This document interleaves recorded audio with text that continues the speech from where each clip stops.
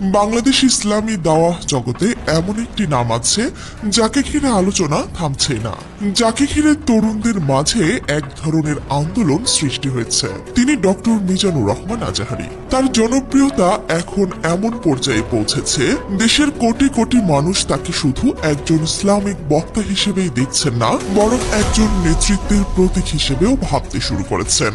প্রশ্ন এখন, তিনি কি শুধুই দাওয়াহ নিয়ে ব্যস্ত থাকবেন নাকি রাজনীতির মঞ্চে নামবেন? বাংলাদেশের সবচেয়ে জনপ্রিয় ইসলামিক বক্তাকে এই প্রশ্নের উত্তরে নির্দ্বিধায় অধিকাংশ মানুষ আজাহারীর নাম উচ্চারণ করবেন। তিনি কেবল একজন বক্তা নন, বরং একজন চিন্তাশীল আলেম, যিনি ধর্মীয় বক্তব্যকে যুক্তি আর প্রমাণের মাধ্যমে উপস্থাপন করেন। আন্তর্জাতিক পরিমণ্ডলেও তার গ্রহণযোগ্যতা দিন দিন বাড়ছে। অনেকেই তার ভেতরে খুঁজে পান আল্লামা দেলোয়ার হোসেন সাঈদীর ছায়া, সেই সাঈদী যিনি এক সময় বাংলাদেশের মঞ্চ কাঁপিয়েছিলেন, লাখো তরুণকে ইসলামী আদর্শে অনুপ্রাণিত করেছেন। আজাহারী নিজেও সাঈদীর বড় ভক্ত, ফলে স্বাভাবিকভাবেই তার অনুসারীদের মনে প্রশ্ন জাগছে, তিনি কি সাঈদীর মতো রাজনীতিতে নামবেন? এমপি নির্বাচন করবেন কি? এই প্রশ্ন এখন আলোচনার কেন্দ্রে। ভক্তরা বিশ্বাস করেন আজাহারী যদি নির্বাচনে অংশগ্রহণ করেন তবে বিপুল ভোটের ব্যবধানে জয়লাভ করার সম্ভাবনা ব্যাপক। বিশেষ করে ঢাকা ৫ আসনে তার জনপ্রিয়তা আকাশচুম্বী, কারণ রাজধানীর ডেমরাই এলাকাতে তার জন্ম ও বেড়ে ওঠা। স্থানীয়দের মতে তিনি যদি সেখান থেকে প্রার্থী হন তবে তাকে হারানো প্রায় অসম্ভব। তাদের দৃঢ় বিশ্বাস আজাহারী জাতীয় সংসদে প্রবেশ করলে বাংলাদেশের রাজনীতিতে নতুন অধ্যায় শুরু হবে। তবে বাস্তবতা হলো, রাজনীতি নিয়ে আজাহারীর নিজস্ব অবস্থান একেবারেই ভিন্ন। তিনি বহুবার স্পষ্ট করে বলেছেন, রাজনীতি তার আগ্রহের জায়গা নয়। ফ্যাসিস্ট সরকারের আমলে যখন তাকে রাজনৈতিক ট্যাগ দিয়ে বিতর্ক সৃষ্টি হয়, তখন তিনি নিজের ভেরিফাইড ফেসবুক পেজে লিখেছিলেন, আমি কোনো রাজনৈতিক দলের এজেন্ট বা প্রোডাক্ট নই। আমার শিক্ষা জীবন কোনো রাজনৈতিক দলের অর্থায়নে কাটেনি। কিন্তু এ দেশে একটা বড় সমস্যা হলো, ভিন্ন মত প্রকাশ করলেই সহজেই জামায়াত শিবির ট্যাগ লাগিয়ে দেওয়া হয়। একজন দায়ী ইল্লাল্লাহর কোনো দল নেই, তিনি সবার, তার কাজ হলো দ্বীনের খেদমত করা। তিনি আরো স্পষ্ট করে লিখেছিলেন, রাজনীতিতে আমার কোনো ইন্টারেস্ট নেই, সোশ্যাল অ্যাক্টিভিটি আর দাওয়াহ অ্যাক্টিভিটি আমার মূল ফোকাস। ফলে বোঝাই যায় তিনি নিজে রাজনীতিকে অগ্রাধিকার দেন না। কিন্তু এদিকে ঘটল নতুন এক ঘটনা, যা আবারও তাকে আলোচনার কেন্দ্রবিন্দুতে নিয়ে এসেছে।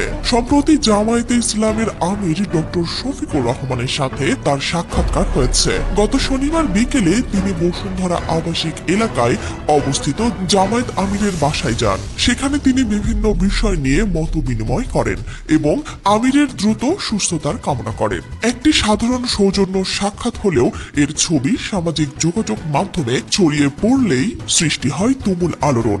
গুঞ্জন ছড়িয়ে পড়ে, আজাহারী কি তবে জামায়াতে যোগ দিতে যাচ্ছেন? বাংলাদেশের রাজনীতিতে প্রতিদিন নতুন নতুন মেরুকরণ ঘটছে। এই পরিস্থিতিতে অনেক বিশ্লেষক বলছেন, ইসলামপন্থী দলগুলো যদি এক হয় তবে আজাহারীকে সেখানে দেখা যেতে পারে, কারণ তিনি সব সময় ইসলামী ঐক্যের কথা বলেন। তার বক্তব্যের মূল সুর দলমত নির্বিশেষে ইসলামী আদর্শকে ছড়িয়ে দেওয়া। ফলে আগামী নির্বাচনে যদি সব ইসলামী দল একত্রে ভোট ব্যাংক তৈরি করে, তবে সেই জোটের অংশ হিসেবে আজাহারীর ভূমিকা নিয়ে আলোচনার সুযোগ তৈরি হচ্ছে। এই প্রসঙ্গে গত অক্টোবরে জামায়াতের আমির এক বক্তব্যে বলেছিলেন, আজাহারী কোনো দল বা গোষ্ঠীর সম্পদ নয়, তিনি দেশের জন্য বিশাল সম্পদ। তার কথায় লাখো তরুণ উজ্জীবিত হয়। যারা হতাশায় ভুগতে থাকেন তারা তার কথায় পথ খুঁজে পান। অতীতে এই কাজটি করতেন আল্লামা দেলোয়ার হোসেন সাঈদী।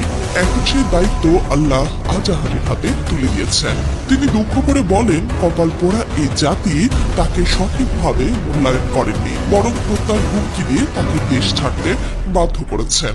অথচ এরকম সম্পদকে যথাযথ সমাদর না করা জাতির জন্য সবচেয়ে বড় দুর্ভাগ্য।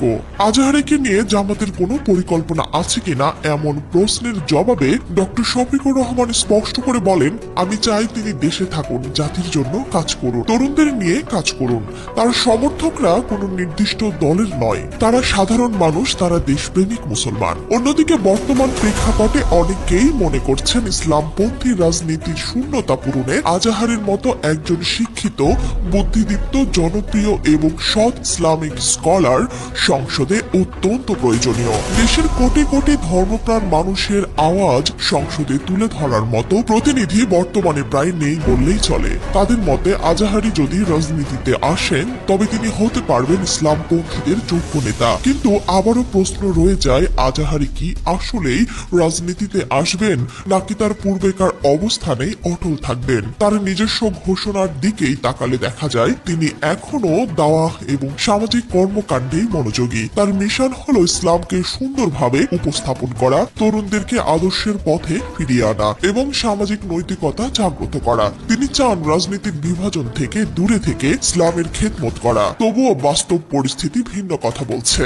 রাজনীতির মঞ্চে ইসলামপন্থী নেতৃত্বের অভাব, জনগণের চাপ এবং ভক্তদের তীব্র চাহিদা হয়তো একদিন তাকে অন্য পথে হাঁটতে বাধ্য করতে পারে। এই কারণে আজকের কোটি মানুষের মনে একই প্রশ্ন ঘুরপাক খাচ্ছে, আজহারি কি শুধু একজন দায়ী ইল্লাল্লাহ থেকে যাবেন নাকি একদিন বাংলাদেশের রাজনীতির নতুন অধ্যায় রচনা করবেন? বাংলাদেশের রাজনীতি অঙ্গন এক অনিশ্চয়তার সময় অতিক্রম করছে। মানুষ রাজনীতির প্রতি আস্থা হারাচ্ছে, অথচ একই সময় ইসলামপন্থীদের জন্য একজন গ্রহণযোগ্য নেতৃত্বের প্রয়োজনীয়তা প্রকট হয়ে উঠছে। এই শূন্যতা পূরণের সবচেয়ে আলোচিত নাম এখন ডক্টর মিজানুর রহমান আজাহারি। তার প্রতিটি বক্তব্য, প্রতিটি লাইভ অনুষ্ঠান লাখো দর্শক আকর্ষণ করছে। তার জনপ্রিয়তা আজ এমন উচ্চতায় পৌঁছেছে যেখান থেকে রাজনীতিতে প্রবেশ করা তার জন্য খুব একটা অসম্ভব না। তবে তিনি নিজে এখনো যে অবস্থানে দাঁড়িয়ে আছেন সেখানে রাজনীতি কোনো অগ্রাধিকার নয়। তিনি বারবার বলছেন